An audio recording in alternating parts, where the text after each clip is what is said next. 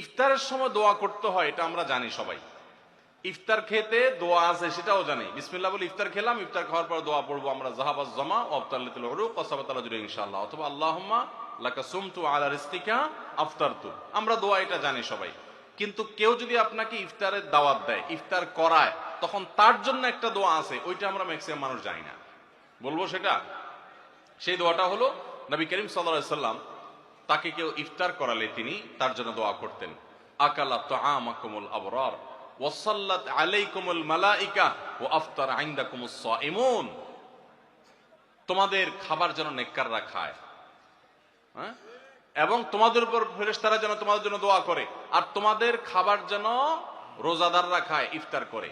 কেউ ইফতার করে তার জন্য এই দোয়া করা সুন্নাত। এটা আমরা অনেকে জানি না। তো এই দোয়া না করা, এটা আমার মনে হয় আমাদের সমাজের ম্যাক্সিমাম মানুষের মধ্যে আছে, যে আমরা দোয়া করি না। ইফতার কেউ খাওয়াইলে খেয়ে চলে আসি, বড় জোর অন্য দোয়া পড়ে, কিন্তু এই দোয়া পড়া সুন্নাত এটা আমরা জানি না। তাহলে এটা একটা ভুল আমাদের রমজান কেন্দ্রিক।